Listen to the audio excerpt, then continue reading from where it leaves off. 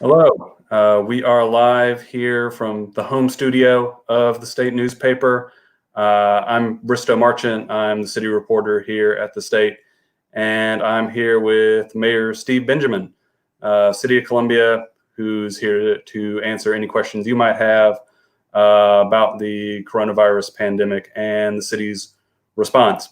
Mayor, since the last time we did one of these on our commenting platform on the website. That was right after the city council had passed a stay-at-home ordinance requiring all city residents to stay at home unless they were engaging in certain essential activities. Since then, Governor McMaster has issued his own version of the stay-home order. The city has gone back onto a nightly curfew because of the pandemic. And now we've even gotten to the point where there's discussion about when and how soon we might start seeing things open up. Can you give us kind of an update since the last time we talked on where things stand in the city and what is the metric you're using when you are considering when would be the appropriate time to start reopening Columbia? Sure. First of all, thanks, Bristow. Thank you for the forum and the opportunity to address people in Columbia and those beyond who care about the city. The reality is that I'm more than prepared to go into a deep dive on what the city has done. But the reality is that in order to get our arms around this pandemic, global pandemic, I hate to be repetitive there, but it's something that we all have to do together. So we have to be thinking about the federal response and the state response and the local government response. But literally, this is one of the very few enemies that requires every single citizen doing their fair share to try and corral it or at least slow it down so that we can certainly address it. We're seeing incredible numbers. I know across the U.S. right now we have over 1 million confirmed positives. We're seeing significant losses of life. Everyone tries to use different numbers to say how significant it is, or maybe even some say how they don't think it's significant enough. But we've lost more people in 2 months than we lost in the entire 20-year Vietnam War. This is real, and I will tell you, every single life is precious, and every single person that we lose, regardless of their physical condition or their age, is someone's mom, dad, son, daughter, sister, or a loved one. So we've tried to always approach this with a keen focus on reducing the loss of human life as our North Star. Since we were last together, yes, we passed our stay home, stay safe ordinance. The governor subsequently came around his work home order, I think is what he calls it. We found some synchronicity between our ordinance and the governor's executive order, but also some places where there were challenges, and thought it was judicious to make sure that as we sunsetted our ordinance, that we allowed our officers to vigorously enforce the governor's executive order as best they certainly could. We are engaged in I think a national discussion, more so even maybe global discussion now, about when people go back to work or when things go back to normal. Regrettably, we're up against two different challenges here. The reality is that we may have our own opinions, but the virus also has a vote here. And until you asked about what guides me in the city's decision, until we see a deceleration in the spread of cases, 14 days in a row, of cases testing positive, then it's clear that we have not gotten our arms around the spread of the virus to a point to where not just your public officials, but overwhelmingly, I've seen poll after poll, not just national polls, but also South Carolinians and North Carolinians too, that shows the public's not ready yet to engage in commerce the way that we did prior to the deceleration of the spread of cases. So we got deceleration of cases over 14 days consistently before that happens. I think the governor's looking at some of that very same data, and it may have informed his decisions over the last week or so, and I think that's a good thing. So I've been very clear on some of the concerns I've had with the governor's decisions in the past. So I think him kind of taking his foot off the accelerator and pumping the brakes a little bit is a good thing. So I want to make sure that you got to be intellectually honest to say that's a good thing. So let's continue on this path. But we're not seeing a deceleration. We're seeing maybe a plateau of sorts.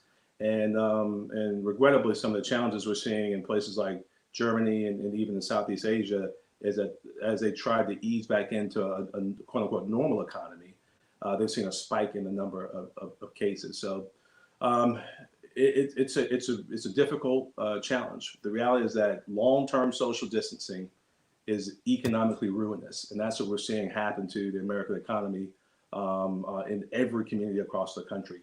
But if we don't get our arms around the public health crisis yet, we'll never get our arms around the economic crisis. And that's a challenge that we're all facing. And obviously, we're trying to deal with on a micro level here in the local government, but our state as well as our federal level as well.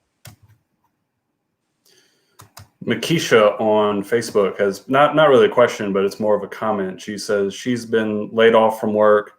She's still waiting to receive her unemployment, has no other source of income right now.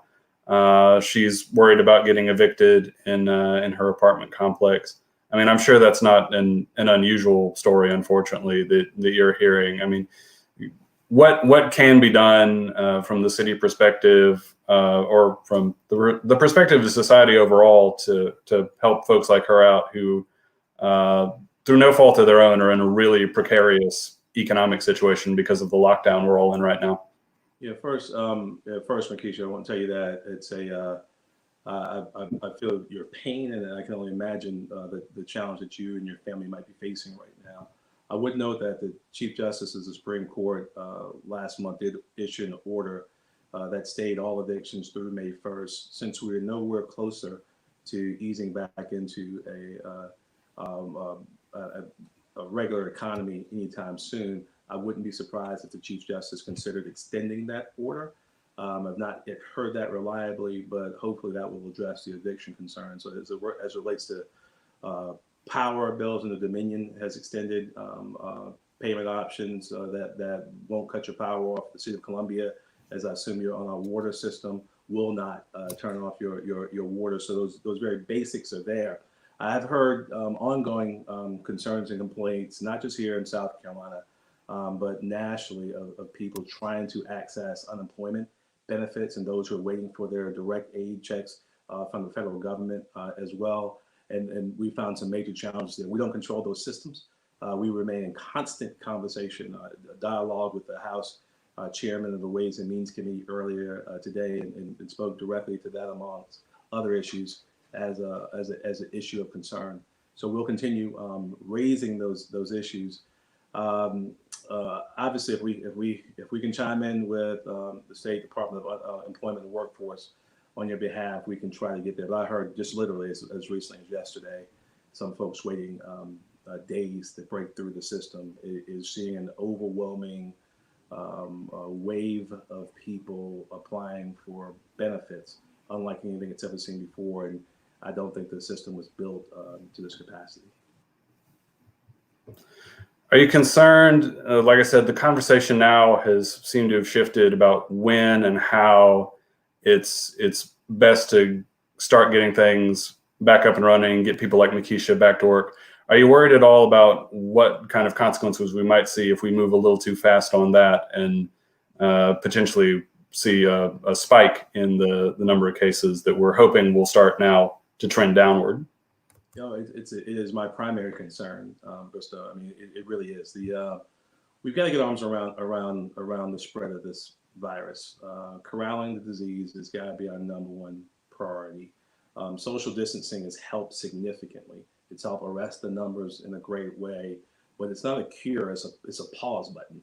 So you're trying to slow things down, but until we continue doing all the things that we know now that we're supposed to be doing, from testing and tracing to isolation of known cases and ramping up testing to a much greater degree. South Carolina still lags behind most of the country, depending on which study you look at. We're probably 45th or 48th, 49th in terms of per capita testing. We got to ramp it up, but that's an issue all across the country. As a supply chain is not there anymore. We're seeing even incredible challenges as our food supply chain is affected now with all these poultry plants and meat plants and pork producing plants. Now I'm seeing major outbreaks and attempting to shut down. The president forcing them back open.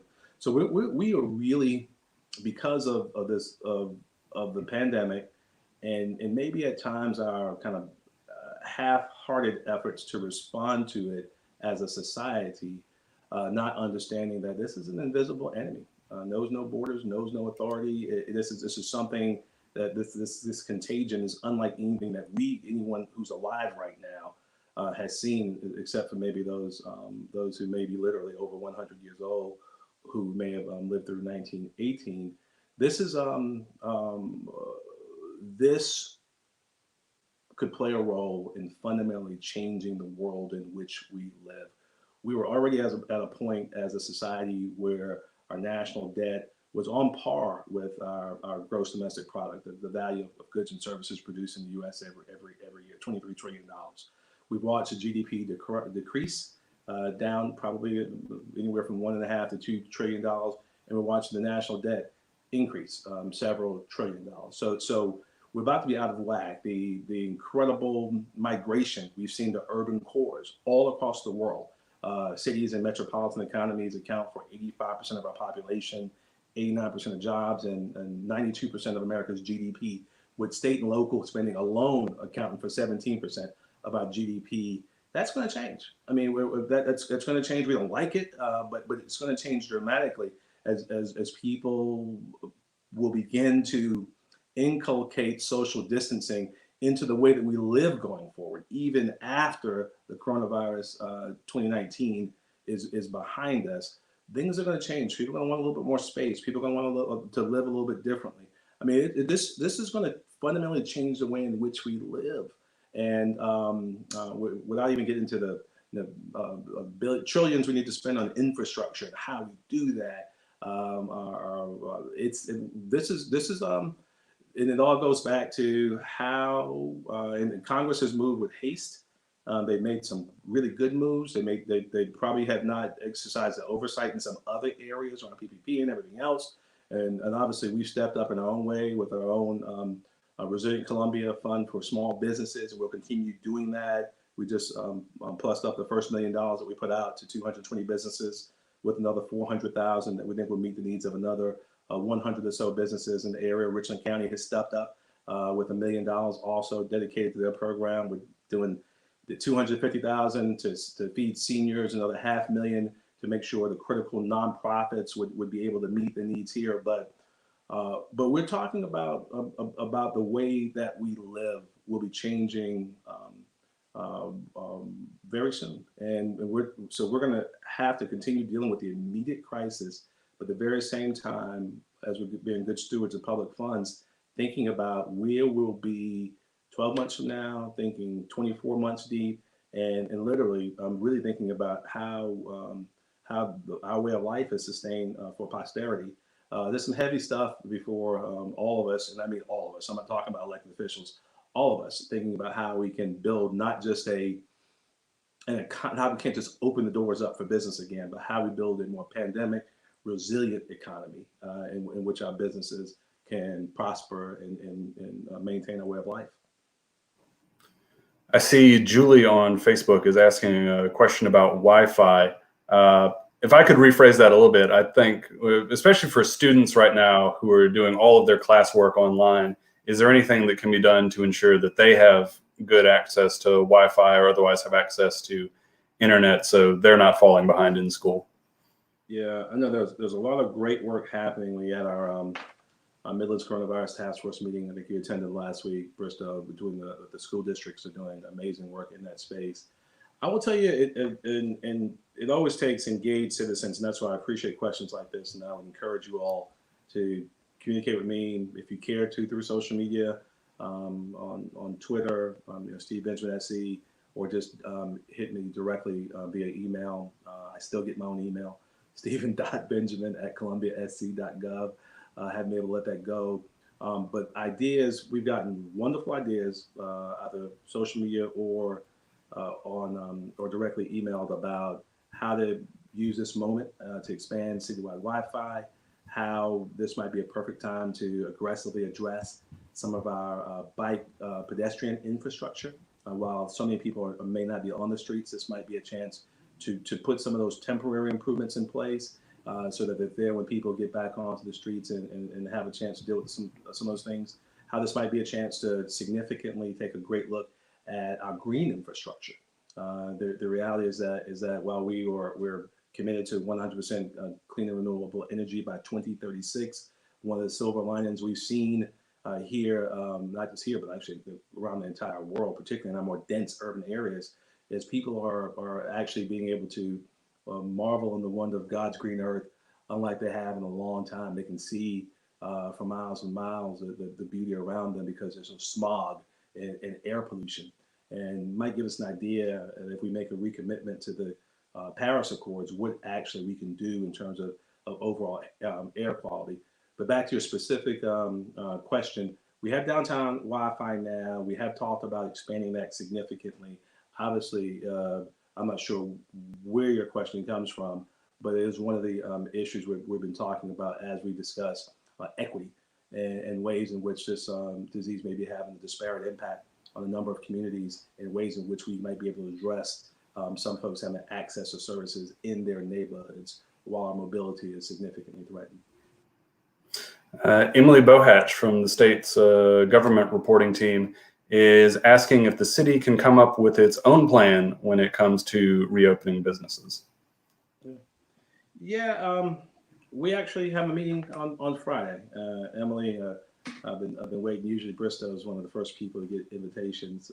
This is not necessarily a meeting that has to be publicly noticed, but we're going to do it because it's almost impossible to have a comprehensive discussion around these issues without really having complete sunlight and having people share their ideas. But meeting with the President CEO of our Columbia Chamber of Commerce, a number of local business people on Friday morning at 11, and which we're going to try to source the very best ideas around what it means to be a resilient Columbia certified business, for lack of a better term. I think some of you may have heard me toss that term out before, because we know when the win is, at least for us, as I articulated earlier, 14 days of deceleration. We want to see the slowdown of cases. So when we see that win, the question then becomes how. I know there are obviously federal discussions around this. The governor has his discussions around Accelerate South Carolina. Our approach those three approaches may overlap significantly, and ours may be a bit more different. My personal admonition to the group that's meeting on Friday has been about how we do this. How do we make sure that all of our businesses, big and small, with a clear focus on small businesses that might need a little bit of help, just as we saw with our Small Business Stabilization Fund, how do we make sure they have all the information that they need and then the tools that they need to re-enter back into into commerce safely for themselves, for their employees, and certainly for their patrons. We think that a resilient Columbia certified business should have access to testing for their employees. Recognizing, again, testing is not a panacea, because you can test negative at 9 a.m. and at 4 p.m. you can be positive. It's not a panacea, but if you have adequate testing and you begin to put all other protocols in place that you might see in essential industries right now, make sure that you check for clinical symptoms every day. Make sure that you're checking temperatures every day. Make sure there's a constant and consistent commitment to sanitizing common areas frequently throughout the day, committing to social distancing protocols. And if based on your business or what you do, that's not as easy to be done, then make a commitment to making sure that your employees, particularly those low-wage essential employees, have access to personal protective equipment is key. But our job is to make sure that all of our small businesses have the tools to do those things when we cross the threshold. And I want us to focus more so on the how, and we set aside some resources, fiscal resources, at the city to make sure we're able to meet that need. So that's what the committee is going to be meeting on Friday, talking about. Councilman Brennan, Councilman Rickman, Councilman Davis, and And I believe, honestly, it's so important to all of our members of council. I wouldn't be surprised if they're all there, along with Carl Blackstone, our CEO of the Chamber of Commerce. So we may articulate our own plan. I will say this though. Our goal is to try and ensure there's as much consistency with what comes out of the state government, as well as consistency leveraging up this generational transfer of wealth that we're seeing coming through the federal government. We're watching trillions of dollars move in unprecedented amounts of time in Washington right now, with another tranche that we expect to be voted on just in the next few days. So we got to make sure that we're all working together so that our small businesses and others can leverage those funds in a very meaningful way. So our goal is not to go our own way. Our goal is to make sure we go in a way that's very specific to Columbia, but that allows us to leverage up any tools that might be available, whether they be financial tools or administrative tools through the state government and the federal government as well. There's a question here on our Facebook page from somebody who says they have a friend who's been approved for an apartment, but the apartment is now asking for more money than they initially agreed on. This individual's on disability. They're still waiting for their stimulus check to come through. This is kind of a question for legal advice, but I mean, do you think this individual has any recourse anywhere?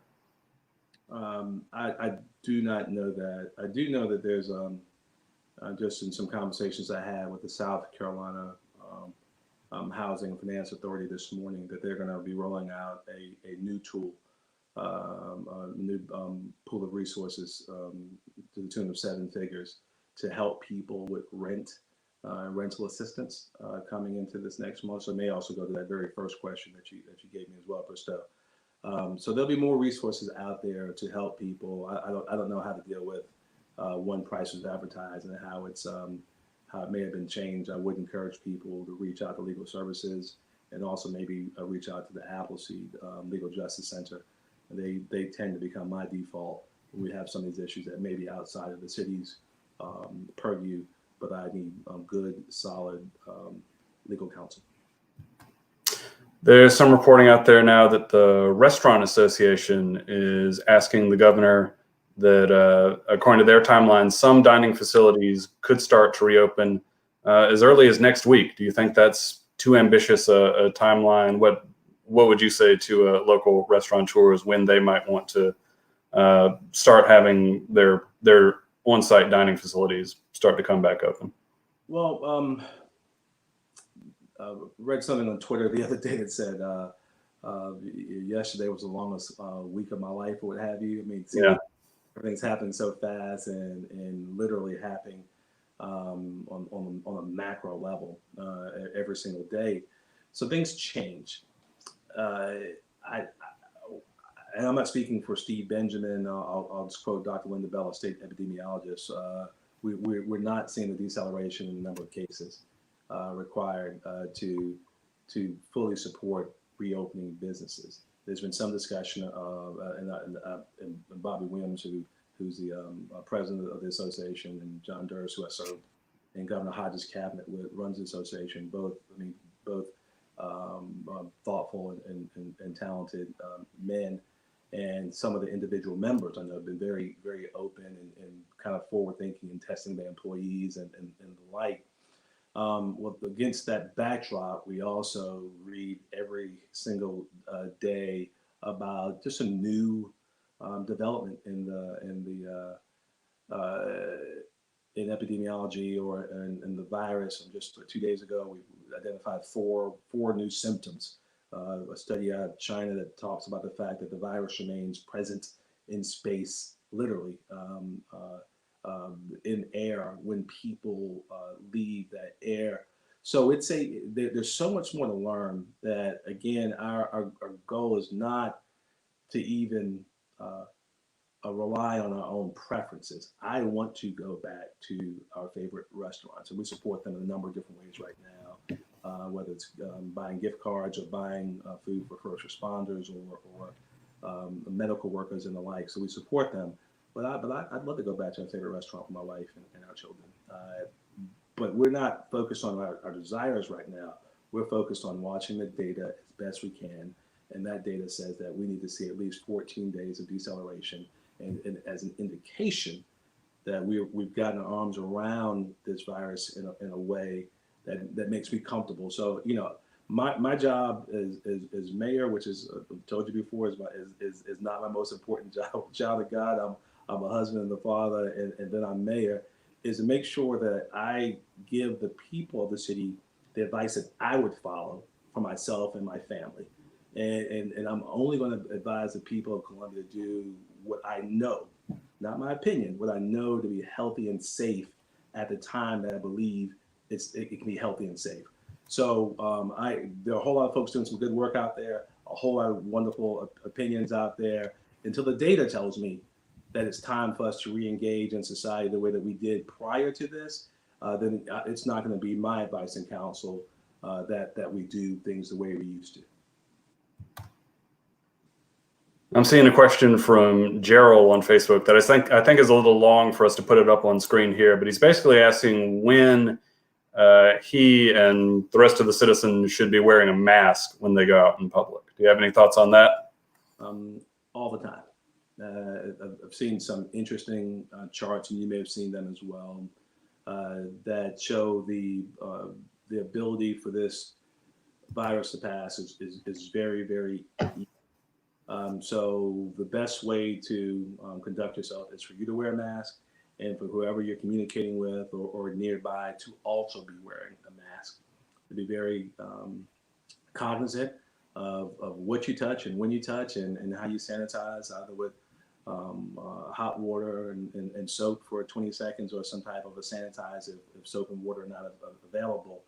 I think all the things that we were talking about early on, and our challenges, we all, I know I do, my children do, my wife doesn't really have a short attention span, but all of us have a really short attention span, and we've kind of almost dismissed some of the early on advice we got from the CDC and Dr. Fauci and others, and things are evolving, but that's never changed, that we should engage in social distancing. We should now wear masks. That was a change in CDC, wear masks when we need to. We should constantly sanitize, not touch our face, our eyes, our nose, and the like. All that still applies. It all still applies, and it could literally be the difference. And don't ever want to get dark and deep. It's the mayor's job to always be the optimist. But some of these issues can be the difference between life and death, and it's important that we continue to engage in these practices as long as we possibly can. It can make all the difference in the world. I don't know if the viewers could see this. I touched my face as you were saying that, so it's good to have a constant reminder that you should not be doing that. Real quick, I wanted to ask you if you've had any communications with Governor McMaster or his administration as they're kind of rolling out their plan, or you and the other mayors in South Carolina just kind of learning things as the rest of us do as that's coming out of the State House.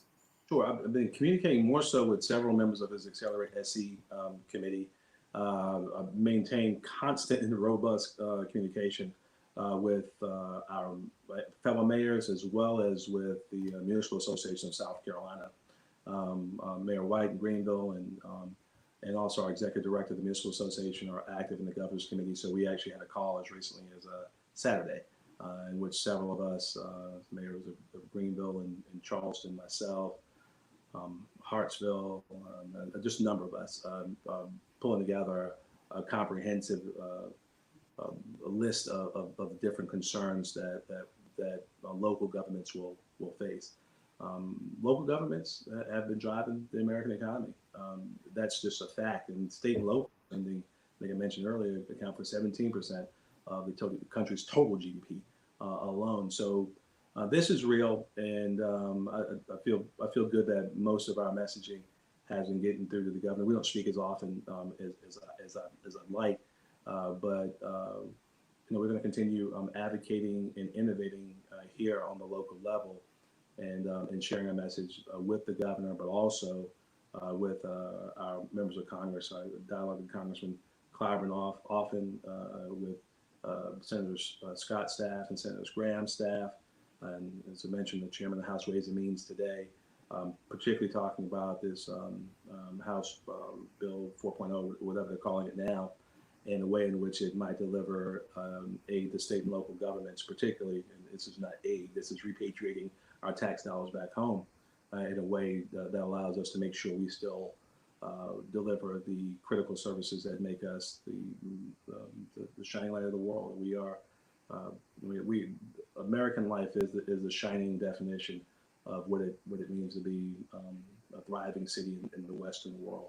So we have to make sure we're able to still provide police protection, fire protection, sanitation services, the things that make a city strong.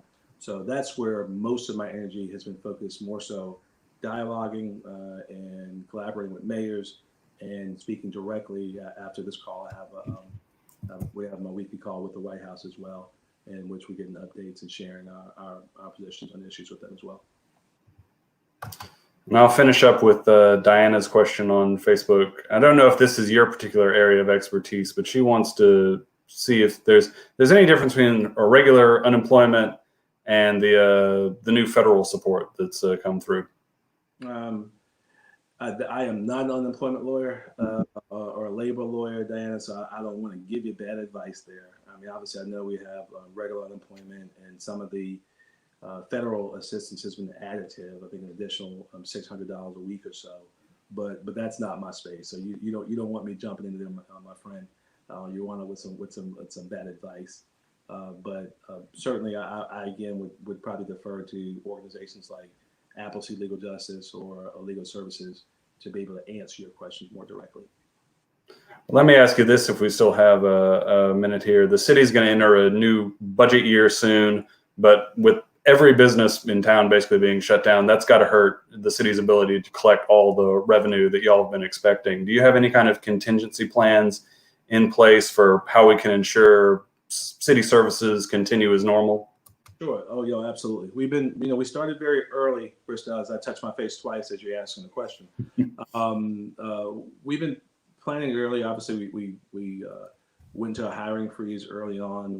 We stepped up and appropriated the funds for our employees to work from home, and we've tasked our staff with coming back with a budget for fiscal year 2021 that would have a best case scenario and worst case scenario, with the best case scenario being bad. The reality is that we would expect over a $21 million shortfall in next year's budget. It's different when you have certain events that might affect one area of your budget. And this is every single city in the country. I just got the phone with 6 different mayors from all across the country: Pennsylvania, New Mexico, Texas, Ohio, and some from Massachusetts. As we walk through the challenge that we're facing here, you're looking at every single revenue stream that's going to be affected: parking revenue, water sewer revenue, business license fees, property taxes, property valuations, and the like. So it's going to require us to continue to be the very best stewards we can of limited public funds. We have not raised taxes in Columbia in a decade, and that's not the plan. Not to add, we're not. So that's not on the table as far as I'm concerned. But we're going to have to make sure we continue to provide police protection and fire protection, and the things that make sure we keep our citizens safe and healthy. We finished 8 of the last 10 years of the budget surplus. We've invested heavily in infrastructure, which creates jobs as we're doing it. We're going to continue doing all those things, but we're going to have to look at, in the absence of some type of federal support coming to help cities and counties and state governments all across the country. I think the state was anticipating a $1.8 billion surplus. Now it's maybe, I think they're working with $200 million. I mean, so things change very rapidly, and we're all going to have to adjust accordingly. But we're ready to tighten our belts and do the very best we can on behalf of the citizens of Columbia. They deserve it. All right, Mayor, you said you're going to have to get on another call here, so I'll let you go. But I really appreciate you taking the time today to talk to us, and I'm sure all our readers and viewers here appreciate it too. Absolutely. Thank you. Thank you, Bristow. Take care. All right. Thank you, Mayor, and thanks everybody for coming on.